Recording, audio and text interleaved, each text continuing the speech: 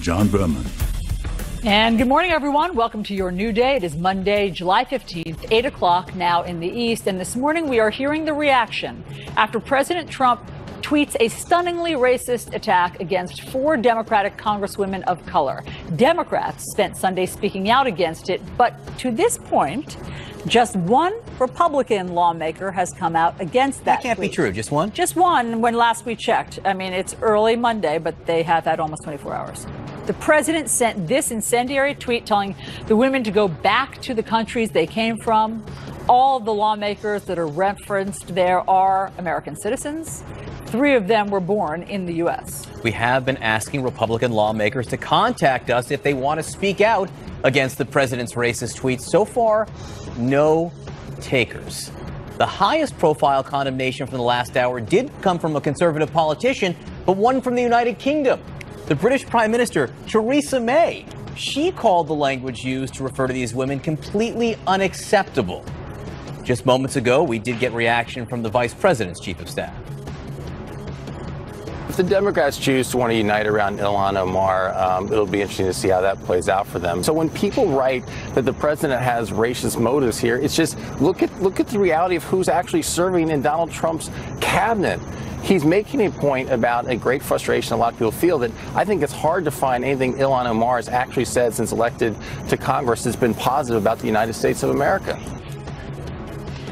All right, we have a lot to talk about this morning, obviously. So joining us now are Mia Love. She's the former Utah Republican Congresswoman and CNN political commentator. We have Frank Bruni, New York Times op-ed columnist and CNN contributor. Bianna Golodriga, she is also a CNN contributor. Mia Love, I want to start with you because we've only heard thus far from one Republican, Chip Roy of Texas, who gave not a full-throated condemnation, but at least said it was wrong.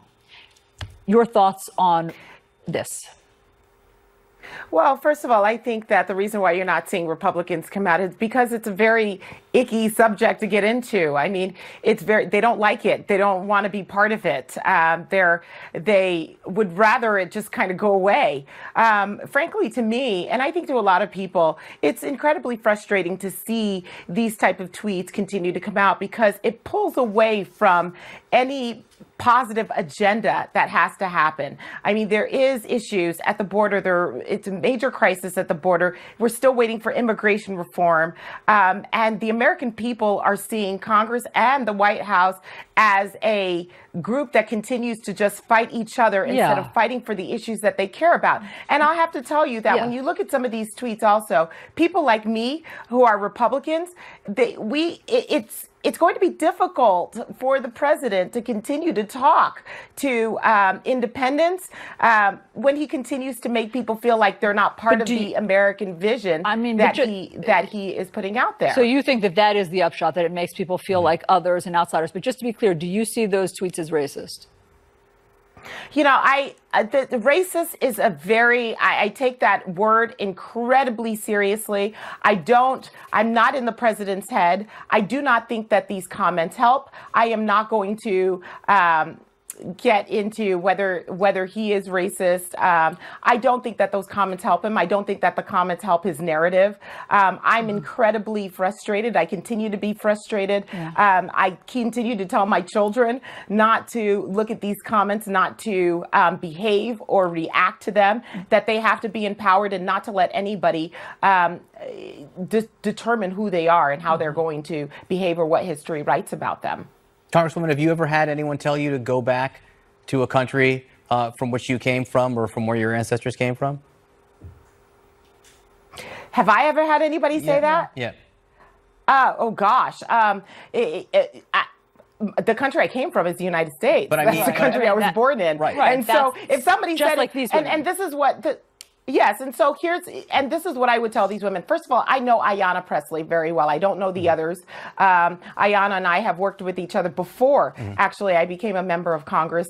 And I can tell you one thing about Ayanna is that this is not going to be something that affects her. People have said horrible things, worse than that, by the way, to me. And I'll tell you right now that I am comfortable in my skin. I'm comfortable with who I am. And words like that will not affect me negatively and will not determine how my children are seen in this country, and how we love and behave and do everything that we can to show our American patriotism. Bianna Golodriga, who joins us now on set, you are an immigrant, right? From Moldova? Right, yes. And you grew up with people telling you to go back to Russia. Oh, yeah, all the time, and not out of love. I mean, this was clearly an insult and a racist comment. I was called a commie spy and then told to go back to Russia. So I think let's stop dancing around this issue. It's a racist comment. It's a racist comment anytime somebody says go back to the country from which you came. And I also think from a larger standpoint, it does a disservice to Republicans, right? Because now anytime a Republican who wants to come out and criticize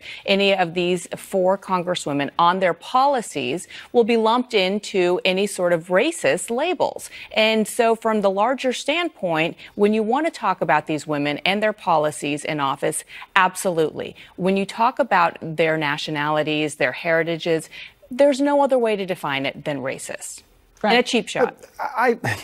Mia Love said she's frustrated and Republicans are frustrated. I'm frustrated with that interview. All due respect, I have no idea why she's dancing around calling those comments racist. She's no longer in Congress, and she still seems unwilling to call out the president's behavior for what it is. Those were racist. No, please, it's my turn. Those were racist tweets.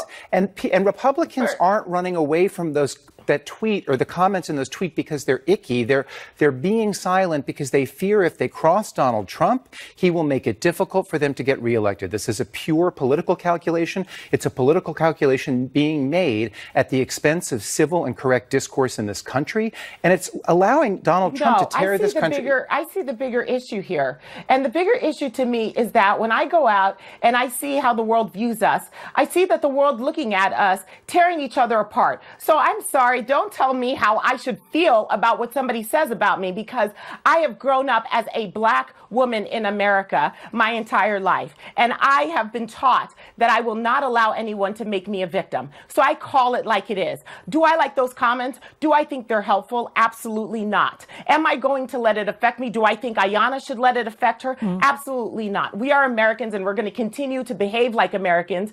And when somebody says something to us, we're not going to stoop down to that level. So that is what I'm saying. I don't know if you don't like what I'm saying, but this is my truth and how I feel about the situation. Representative Love, all due respect, I wasn't talking about anything said to you. You were asked if you thought the tweet that Donald Trump sent out about those 4 Democratic congresswomen was racist, and you said you don't like using that word. You ran away from it. You also said, and this is what I'm talking about. I didn't run away from it. I do not like using that word. If you have done something, I'm not going to get into the mind of somebody I understand, but we didn't say that he's a racist, just the words. Congresswoman, we just wanted to know if you thought the words were racist. I think that the words are horrible. I think that I think that they could absolutely be seen as racist. Again, I am not. I don't like them. I think that it's unpresidential. I am not an apologist for the president. I've never have been an apologist for the president. I have actually been a person that have called him out on issues and words like this. I wish that they would focus on the issues that Americans care about. So yes, the words frustrated is not enough. Yes, I am incredibly frustrated. I wish that Congress and the United States president would work on the issues that are important to Americans. But the Congresswoman also talks about how we're being viewed from around the world. And as an American, it is a bit insulting and jarring when you have the Prime Minister of the UK call the U.S. president out on comments that he made when you have U.S. elected officials not doing the same. And so when you have the president subsequently follow up that tweet and Mark Short say, well, if Americans want to defend their hatred towards Israel or what have you, no, it's not a binary choice. You can go after their policies, you can go after their rhetoric around certain issues without having to once again define it all as being, they're racist and they should go back to their countries. They're 2 separate issues. But let's also just be really clear about this one thing. Republicans are not silent because they find the subject matter icky. They are silent because they're making a political calculation, and this is pure cowardice. And we have to talk about it that way, because to talk about it any other way is to let them off the hook. And Frank, just to be clear, you think all Republicans in different states around the country think that racism is a winning strategy for them? No. First of all, we're talking about Republicans in Congress. But that's what I mean. I don't think Republicans in Congress think racism is a winning strategy for them. I think they don't want to cross the president, even if they tacitly condone racism in the process. Congresswoman? Okay, but they also represent, I mean, the House of Representatives is a branch of government that's closest to people. And I think that they also represent a base of people that is in their districts. And I honestly, the people in their districts really don't want them to get involved in this issue. There are people that are sitting there waiting for somebody to tell them how they're going to become citizens in the United States. What is going to happen to their families? There are people that are waiting to find out what's going to happen to health care, what's going to happen to their environments, how they're going to put food on the table. Yeah. And so, you can make a blanket statement and say it's just because they don't want to cross hairs with the president, but you've had many Republicans that have gone into the crosshairs with the president. Go ahead, Frank. You've had Carlos Curbelo, you've had Jeff Flake, you've had so many other people. Which I might have to mention that the Democrats, members, they're yes, all former members of Congress. They are, and you know what? I have to tell you, people like me have also been targets of the Democrat Party. So you have to figure out whether it's the issue or whether you want to have political control, because there are times where they go after members of Congress who are with them on some of these issues. Also, even if they get into the crosshairs with the president. It's an ugly time. There are times when you don't pause and say, do my constituents want me to get involved in this or not? There are times when you take a moral stand. That's part of being a politician, too. And one of those times was when the president said after Charlottesville that there were good people on both sides. And another one of those times is this morning after he tweeted that these 4 congresswomen of color should go back to their own countries. You take a moral stand. But you have had people that have done that. I think it's absolutely disingenuous to say that there are members of Congress that haven't done that. Tim Scott and I have done that. Tim Scott is still there. Will Hurd has done that. He's still there. So I think, again, it's disingenuous to say that there are people that have not come out and have condemned. Yeah, we just mean, I hear you, Congresswoman. Just this morning there was one. Right. And it was not, as we've said, there was a but attached to aggressive. There was a but. Yeah, there was a but attached to it. And let's just remind ourselves that speaking out against racism will not prevent Americans from focusing on health care and jobs, et cetera. Right? These are 2 separate issues. We can do both at the same time. Right.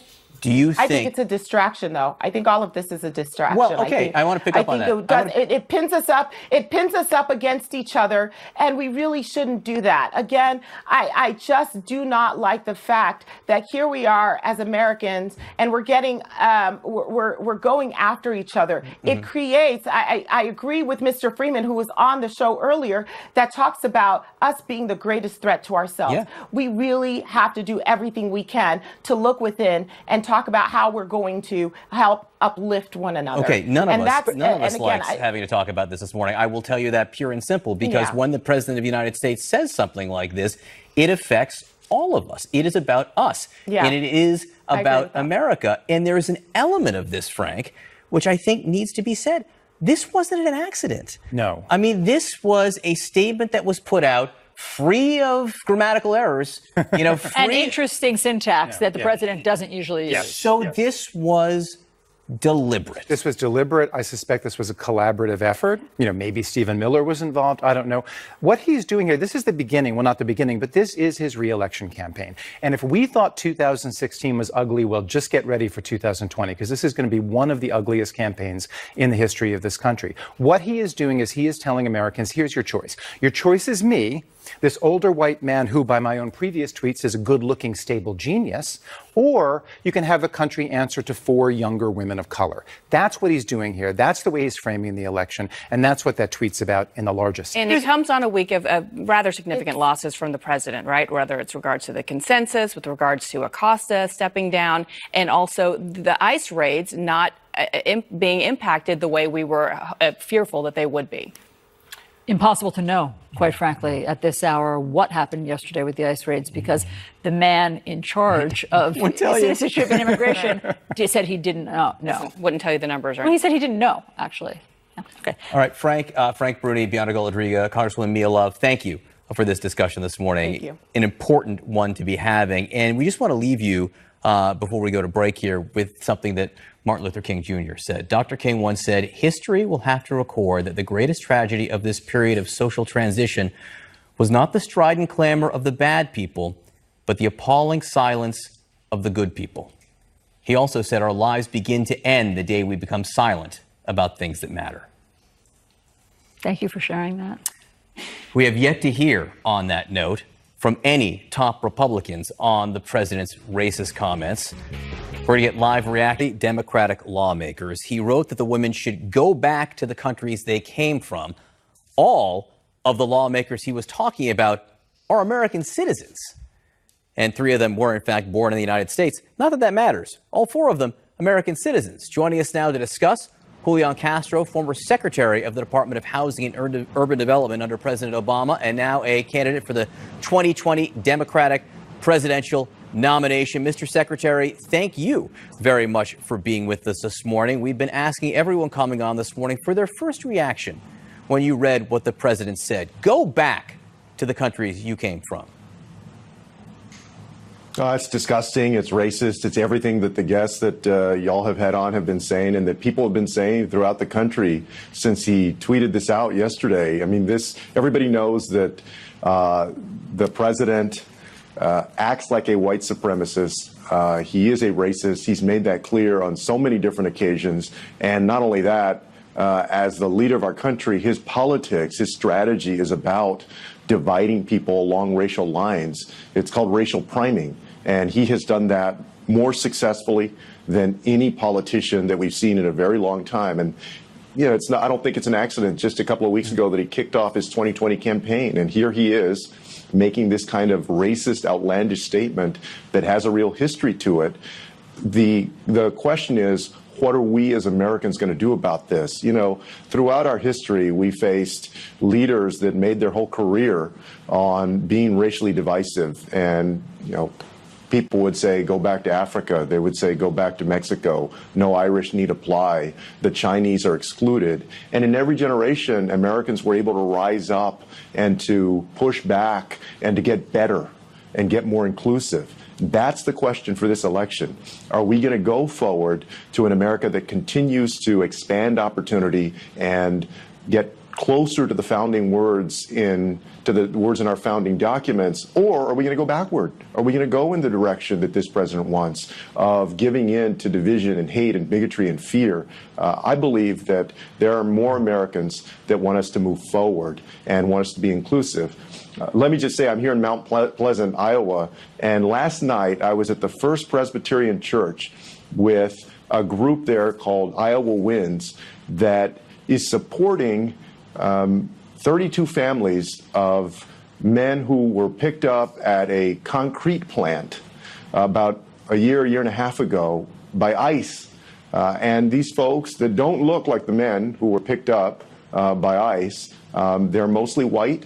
Iowans here in Mount Pleasant, they came together, they donated money, they've donated supplies to those families to help them get through this time. They stepped up to help provide legal services.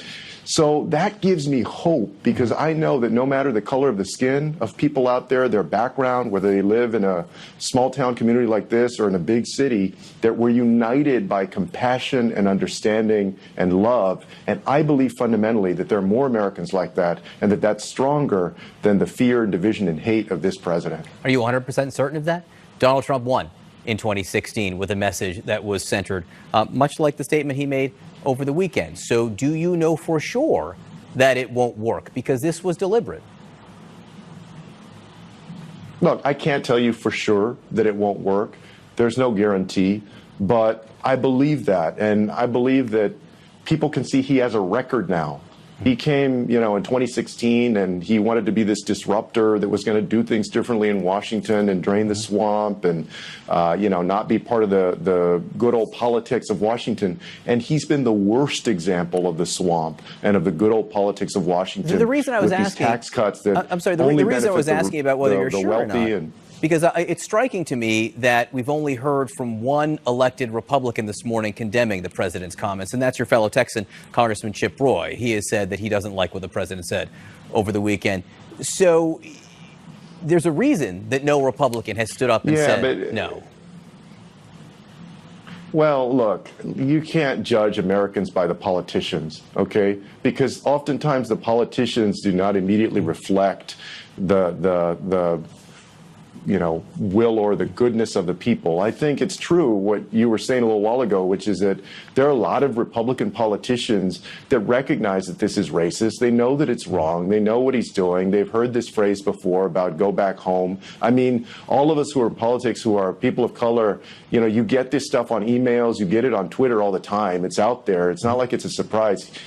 These Republican politicians understand that, but as others have said, they're afraid either to cross the president or to cross a base of people that they think they're going to have to face in a primary.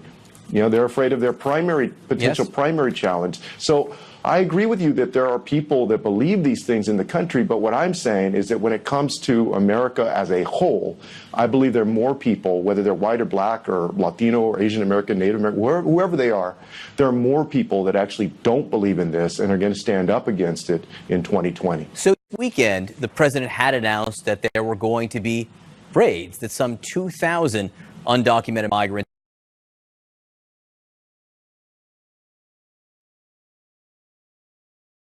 right? We don't know that happened. It's hard to tell if anything happened this weekend. Allison had Ken Cuccinelli, who is in charge of parts of this issue. Listen to what he said.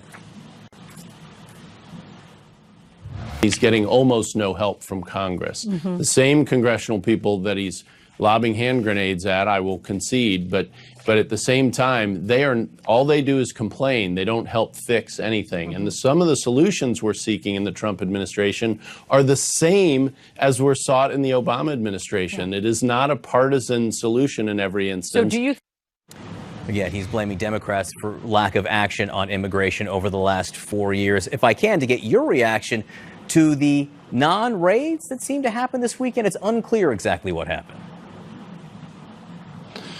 It is unclear. I mean, there was a write-up that there were a couple of attempts, I believe, in New York that ICE made, ICE raids that were attempted.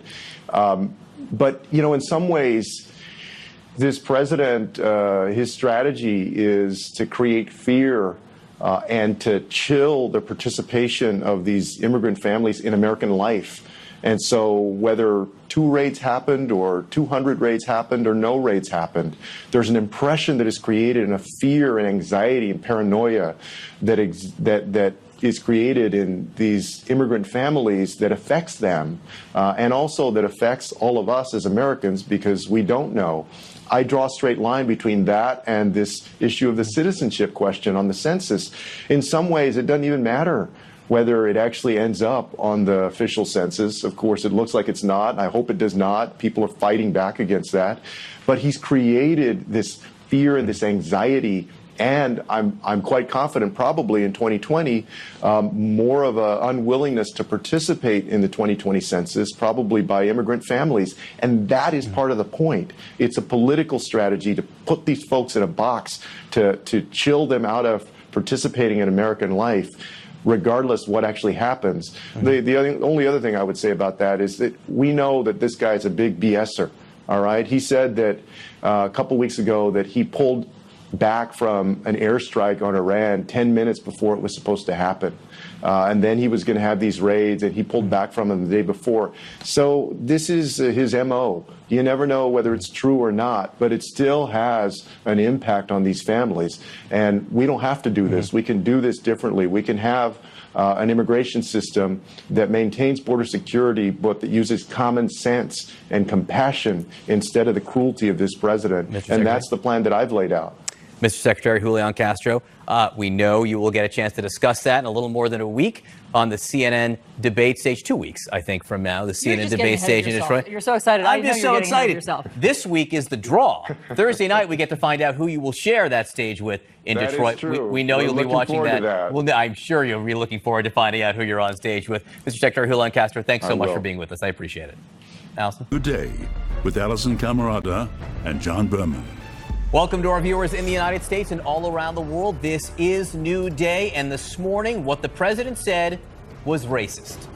I want to read you the lead from Peter Baker's piece in the New York Times this morning. It says, President Trump woke up, gazed out at the nation he leads, saw the dry kindling of race relations, and decided to throw a match on it. It was not the first time, nor is it likely to be the last. He has a pretty large carton of matches and a ready supply of kerosene. The president, pure and simple, is trafficking in basic, unnuanced racism. He is calling on 4 Democratic congresswomen of color to go back to the countries they came from. Not that it matters. All of them are U.S. citizens. 3 of them were born in this country.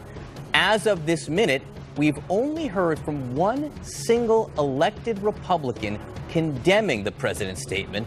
Just one. So where are the other voices this morning? Meanwhile, the Trump administration says the ICE raids that were set for 9 cities targeting thousands of migrants are underway, but advocacy groups say they're not seeing them yet. The New York Times reports that plans were changed at the last minute because reports had tipped off the immigrant communities ahead of time. Now, you may remember that President Trump himself publicly announced the details of the raids last week. So we will discuss these raids with the acting director of Citizenship and Immigration Services, Ken Cuccinelli, later in the hour. But joining us now to talk about the president's racist rant, we have Maysoon Zayed. She's a writer, producer, and disability advocate. Michael Smerconish, host of CNN's Smerconish. Amanda Carpenter, former communications director for Senator Ted Cruz, and Tolu Olorunipa, White House reporter for The Washington Post. We're so glad that all of you are joining us for this important conversation.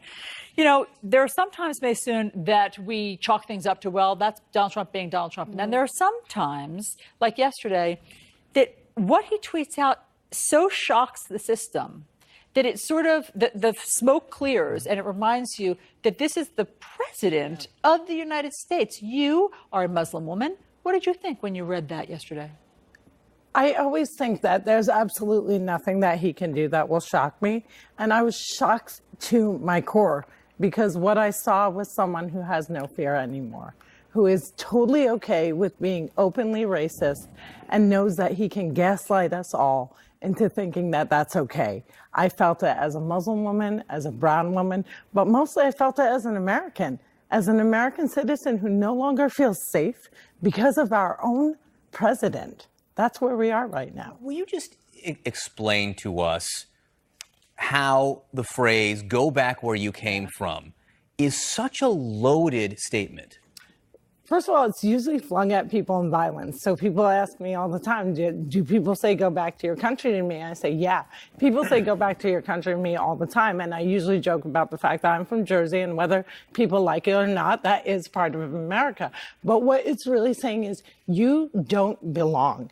And go back to your country is being targeting thousands of illegal violent images of people being caged on our borders. So if we don't belong here, what does that mean? It means that we're not safe. It means that we're not welcome. And it means that we're being called not American. That is un-American behavior. Amanda, what do you think the response from Republicans will be today and why we didn't hear from them yesterday? Duck and cover, because when you are a Republican star president, Republicans let you do it. Joining me now, Tennessee Senator Marsha. I am very proud of the fact that my former colleague, Representative Chip Roy, was the lone Republican to go out on Twitter and say this is wrong. And fellow Republicans, grow a spine like Chip Roy. You do not have to condone racism to be a strong conservative, to be strong on immigration policies, to support the principles that you believed in. Because every time you duck and cover from this conversation and refuse to hold the president accountable, you lose your credibility with everyone else in the country. Be like Chip. Is this important? Amanda, is silence acquiescence? Yes. Should we read Chip Roy's tweet? Because I appreciate, Amanda, you pointing out that he did tweet. And I do think that in this culture, it is brave. Though it's partly a Fox News contributor condemnation, but here we go. Here it is. The president was wrong to say any American citizen, whether in Congress or not, has any home besides the U.S. But I just as strongly believe non-citizens who abuse our immigration laws should be sent home immediately, and representatives who refuse to defend America should be sent home on November 2020. I mean, he could have just stopped with the first sentence, Amanda.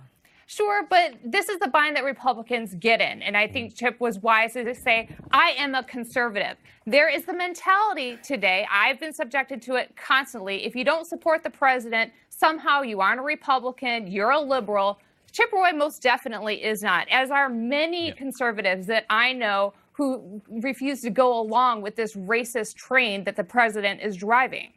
racism isn't conservative. You know, as a political philosophy, racism isn't conservative or liberal. It's just racist. And to Lou, this was a choice by the president. I don't know if he wrote this tweet or not specifically. You know, he owns it. There's no question he owns it. I will note there are no spelling or grammatical errors, so I do wonder if it came from his own Twitter fingers.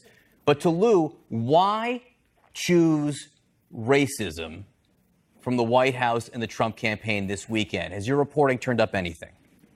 Well, this is part of a long-standing pattern with this president. You have to remember that he sort of came to national political prominence on the racist idea of birtherism, which he promoted. And as he's moved through his political career, he's been able to continue making some of these comments, and he's seen the pushback decrease from Republican allies. When he was running for president and he talked about a Mexican judge who was actually an American citizen, he got pushback from members of his party, Paul Ryan, other leaders. But now you're not hearing that pushback. You're hearing a lot of silence. You're hearing acquiescence, as you said, from leaders of his party, rank and file members of his party, people who know what he's saying is wrong but are too cowardly to actually speak out about it. And the president knows that. He has political instincts to know that he has carte blanche within his party to say whatever he wants. And this is an issue that he believes he can use for 2020, stir up his base, get people angry, get people divided. And he believes that that worked in 2016 and he can use it to great effect in 2020. The difference between then and now are there are far fewer voices within his party pushing back. And he does have that leeway to make those comments and potentially even go further. Michael, your thoughts on whether this works for the Republicans in 2020 or hurts them? So to John's point, this was not a gaffe. A gaffe is something that is unintentional. This was deliberate. This was not, and I'm not putting them in the same equation, but I just want to illustrate a point. This was not President Obama at a wine and cheese talking about Pennsylvanians clinging to their guns and Bibles. This was not George Allen out on the stump not knowing he was being filmed when he made that macaca comment. We're used to candidates putting their foot in their mouth unintentionally. This was with malice aforethought. And so it begs the question, why would the president have tweeted that out? Why would he deliberately have done so? And, you know, his instincts, although they may be offensive, have often been very, very accurate in reaching that constituency. I like to say that the president gives very good ear. Whether he overstepped his bounds in this case remains to be seen, because demographic shift in the country is really the lurking issue that motivates those who came out and supported him in 2016. It's not just limited to the United States. Boris Johnson is about to be elected Prime Minister of the UK, I think, because of these same motivations. And whether the president went too far in this instance, it remains 2016. It's not just limited to the United States. Boris Johnson is about to be elected Prime Minister of the UK, I think, because of these same motivations. And whether the president went too far in this instance, it remains to be seen. He's 2016. It's not just limited to the United States. Boris Johnson is about to be elected Prime Minister of the UK, I think. Become America. This is the president, whether you like it or not. He speaks for us all. And he is shouting racism from the rooftops. And there's an entire party behind him who is silent. And the idea that these people are fearful, they don't know what fear is. Fear is waking up in America, the country that you were born and raised in, and knowing that when you go out on the street, people are going to start yelling, go back to your country, possibly face violence because the president is inciting it.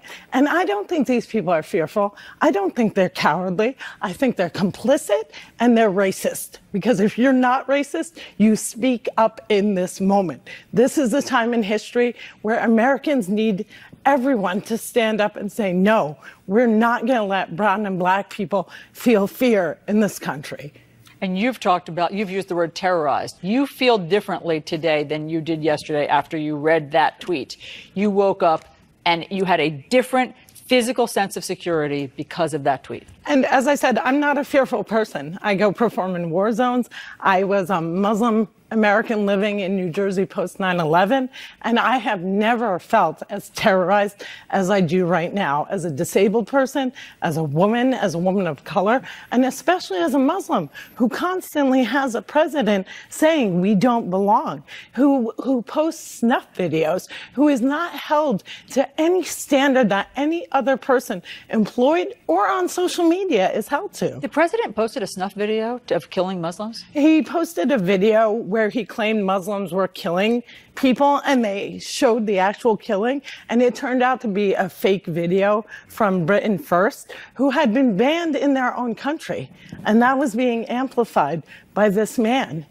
And I really keep repeating over and over, I don't care if you're doing this for votes. I don't care if you're afraid. This is the time to be brave. We need people in power to stand up and say enough. And I don't want to pile on Nancy Pelosi, Speaker Pelosi. Why are you using xenophobic? Nobody knows what xenophobic is. Call it what it is. Violent, dangerous hate speech and racism. You know, Amanda Carpenter, Tim Alberta has this new book this week out, American Carnage, which talks about the Trump takeover of the Republican Party. Is this confirmation that the operation is complete? Yes, but also a continuation of it. I think that when Trump posts these controversial things, he's posing more loyalty tests to his troops. Who's going to go out and defend me, right? Like, he likes to see who says nice things about him on television. And let me tell you, President Trump, you keep saying these things, you're going to get terrible people defending you. Only the misfits, only the dregs. You will not have the best people. You will have the worst. But I want to follow up on something that was said earlier about Republicans being brave, anyone being brave. It doesn't take that much to say this is wrong. We're not asking you to put on a uniform and go fight terrorism.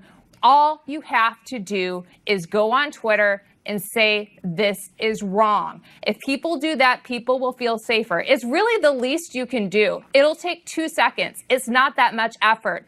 Get off your butts, get out of bed, get on your phone, post a tweet, say this is wrong, and come together on this. Amanda, such a great point. Is it in terms of bravery? I mean, that picking up your phone from your bed does not really rise to the level of courage that we normally associate with American bravery. So, Toulouse, you have your finger on the pulse of Congress. Will they say, will Republicans, will there be an outcry today? I think they've had plenty of time. I mean, there's almost been 24 hours since the president made these comments, and the silence has been deafening, and it is very defining for the party, for the Republicans who decided that they do not want to weigh in on this. Some of the Republicans who you might expect to weigh in on this based on the past, some of them have been driven out of office. And if there's anything that motivates members of Congress, it's the ability to hold on to power. And I think, you know, getting into a tit for tat with this president is something that none of these Republicans want any part of, and they're much more willing to turn a blind eye to his comments than get out in front of it and actually take a stand and potentially get pushback from the president of the United States. So I don't expect to see much from the Republicans in Congress in response to this, just because they've had plenty of time. And if they haven't been able to muster the courage to say anything about it, they are willfully sort of deciding that it's okay. By the way, the phone lines are open. We have put out messages and feelers. Any Republican who wants to call in, if you're an elected member of Congress, you want to call in and speak about this, we will take that call. Michael Smerconish, it does strike me that the Smerconishes didn't come over on the Mayflower, nor to the Bermans or the Camaradas or the Zayis or all arena. But Amanda, I can't tell. Maybe I'm just going to say yours was a carpenter on the Mayflower. Exactly. But Michael, so how did this comment strike you? Because I'm sure members of your family have heard the same thing. You know, it's so funny you bring this up, because when I first saw the tweets, I said, it's not about those four. It's not about the quote unquote squad. It's about all of us. It's about the melding pot of America. And you're absolutely right, John. In my case, a generation ago, maybe two, it would have been about the Austria-Hungarian Empire, modern-day Poland for my father's side of the family, and Montenegro in the former Yugoslavia for my mother's side of the family. It could have been said about us too, and I think that's the biggest consideration of all. It's about all of us, not just four. I think that's a great point. This is a fundamental comment about what America is. Friends, thank you all for being with us here this morning. A great group of Americans. Absolutely. Thank you for that conversation. All right, the leader of one of America's biggest allies just spoke out to condemn the president's racist attack. This is from a different country, not from one half of Congress. So will the president pay a price for this? We're going to be joined by Tom Friedman of the New York Times. Trump launched one of the most openly racist attacks of his presidency, tweeting that progressive Democratic Congresswoman should go back and help fix the totally broken and crime-infested places from which they came. Joining me now is Thomas Friedman. He's a New York Times columnist and author of the best-selling book, Thank You for Being Late, An Optimist's Guide to Thriving in the Age of Acceleration. Tom, I have to say, an optimist is what I need this morning. I think we all need that. When you read over the weekend what the president told these 4 Democratic congresswomen to go back to the countries they came from, what was your first reaction? Well, John, I really would pick up on what Michael Smerconish said, which is that the president isn't talking just about or to these 4 congresswomen. He's talking about us. He's talking about we. He's talking about every Irish American whose grandparents fled the potato famine. He's talking about every Italian American whose grandparents or great-grandparents fled the Depression. He's talking about every Muslim American whose parents or grandparents fled the disorder of Lebanon or Libya or Iraq. He's talking about every Black American whose great-grandparents were forced to come here in slavery or fled disorder in Africa. He's talking about every Latin American whose family came here from Venezuela or Mexico. He's talking about we and us. Every one of us at some point, or virtually all of us, can trace our roots to what Trump has called shithole countries. Hey, Camarada, which shithole country did your grandparents come from? Berman. Which shithole country did your grandparents come from? We all came here. We all came here because this is not a country of blood and soil, which Trump thinks. It's a country built around a universal idea that out of many, we make one. And I know one thing absolutely for sure, that we have a president of the United States who could not pass the simplest citizenship test that is administered to every new immigrant in this country, because he has no idea what this country is about. You know, Camarada, go back to Italy, you know? I mean, and by the way, my great-grandparents, when they came in 1904, were not held in cages, by the way. No, you know, it would be Berman, go back to Russia, Poland, Tom, I'm sure, you know, go back somewhere. And Tom Friedman, I will note, the Friedmans you are from the Minnesota congressional district that Ilhan Omar represents right now. So before she was a new immigrant there, your family were new immigrants there. Absolutely. I come from the little town outside of Minneapolis called St. Louis Park.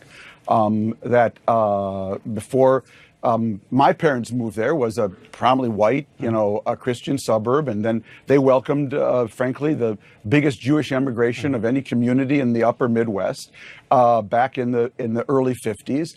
And a generation later, they welcomed the Somalis. And that's the story of the country. But John, when you have a president without shame, backed by a party without spine, backed by a network called Fox without integrity, you get this kind of aberrant behavior because no one is drawing red lines around him. The only thing I would say about this to me is that it's a sign he must be worried about something.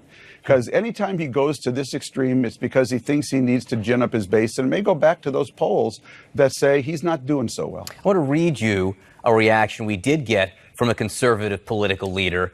It just happens to be the conservative prime minister of the United Kingdom, Theresa May. She put out a statement just moments ago. The language that was used to refer to these women was completely unacceptable. That is from the British Prime Minister, Theresa May. How come we've heard from Theresa May in, besides one single member of Congress, no other Republicans, Tom? Because Trump, using Twitter, has basically energized the Republican base and made every Republican leader fearful that if they take on the president, he will primary them. It's one of the most disgusting and frightening things I think we've ever seen in American politics. We have a president saying fundamentally non-American things. And as I said, I can't say this often enough. He is a man without shame. But what enables him to do this is that he has a party without spine, and they're amplified by a network without integrity. I want to read you. We just got the first response from the White House itself. This comes from Mark Short, who is the chief of staff from Vice President Pence. So let's listen to Mark Short. Well, if the Democrats choose to want to unite around Ilhan Omar, it'll be interesting to see how that plays out for them. So when people write that the president has racist motives here, it's just look at the reality of who's actually serving in Donald Trump's cabinet. He's making a point about a great frustration a lot of people feel that I think it's hard to find anything Ilhan Omar has actually said since elected to Congress has been positive about the United States of America. It's that first part of the comment that interested me the most, Tom, and perhaps you as well. Again, from being from the Minnesota congressional district that Ilhan Omar now represents. If the Democrats want to unite around Ilhan Omar, it will be interesting to see how that plays out for them. The White House is trying to frame this around her. Yeah, well, clearly, because she's the one who was not born in the United States. Look, I have issues with things Ilhan Omar has said, and that's not a secret. I've written about that, and I've spoken about that on this network, in fact. She has trucked at times in anti-Semitic tropes. She's said some things about 9/11, which I find very disturbing.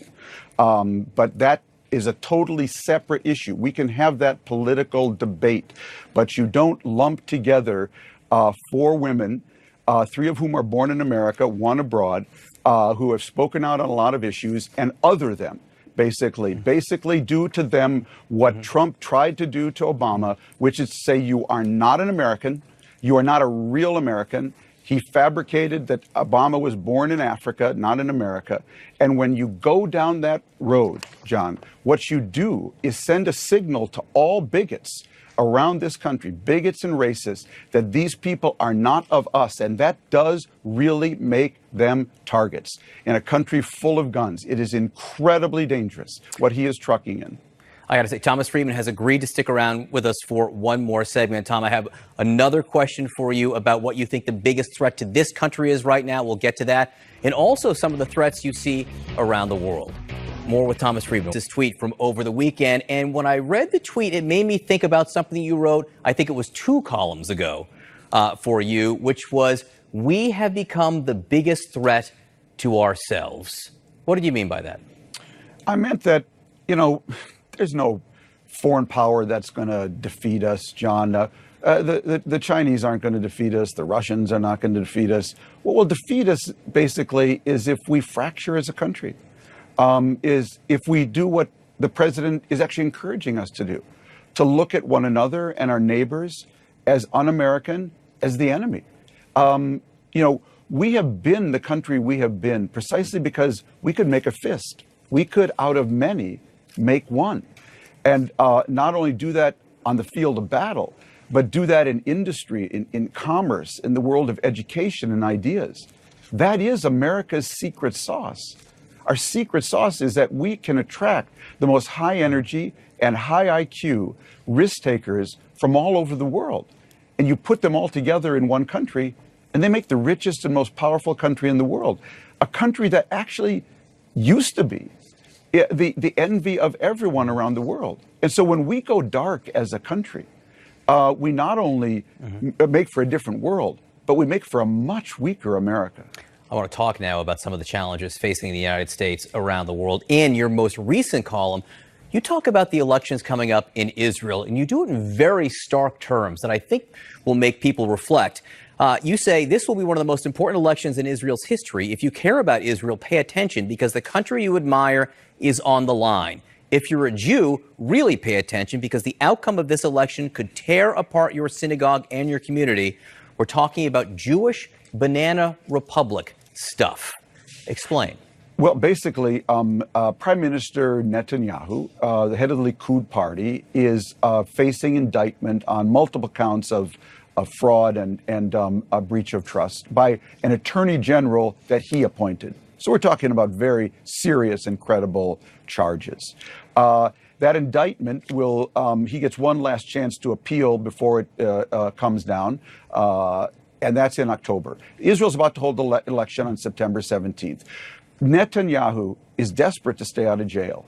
To stay out of jail, he wants to win this election, produce a majority coalition in the Israeli parliament that will then pass a law that, number one, will basically make it illegal to indict a sitting Israeli prime minister, him. And number two, will then, when the Israeli Supreme Court strikes that down as illegal, will then overrule the Israeli Supreme Court and make it subservient to his parliament. That is banana republic stuff. That's what you see in places like Poland today, in Hungary, in Turkey. It's elected leaders then using their power to undermine the courts, the media, and civil society. That is where Israel is going. And if it goes there, it will be a disaster for the Jewish state. And every Jew around the world will have to say, how do I feel about that? That is a challenge to their ethical norms. Do I embrace that Israel when it goes the route of Turkey, of Erdogan, of Poland, of Hungary? Do I embrace that, or do I reject it and oppose it? And that will tear apart every synagogue and every Jewish institution in the diaspora and on every college campus. Now imagine, just for a second, John, that the Democrats win in 2020, and you have a Democratic Party today whose base is very woke about two things: BDS and MBS, okay? BDS is an anti-Israel movement on college campuses. MBS is the effective ruler of Saudi Arabia. You will have an American government that is led with a base that is increasingly hostile to an Israeli government and a Saudi government. And I think everyone should think about that as well, because if Trump is not here to give protection to the kind of aberrant behavior, the extreme behavior we've seen coming out of Israel and Saudi Arabia in the last 2 years, woe be unto both of them, because the base of the Democratic Party today is woke on two issues: BDS and MBS. So you think that a complete split, or at least some kind of important split between the United States and Israel, could happen if politics lines up the right way?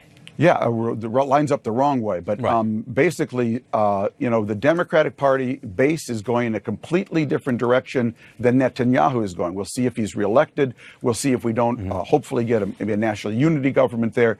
But these are big issues at an incredibly sensitive time. Very quickly, I have time for one more question on China. We're learning this morning that the Chinese economy is growing at the slowest rate that it has in more than 20 years, 27 years, really, since we started getting any kind of statistics at all from China. What does that tell you about the trade negotiations and about where they might be headed and how much more tolerance China might have to deal with these tariffs? Well, I think it's a very important story, and I read it coming in.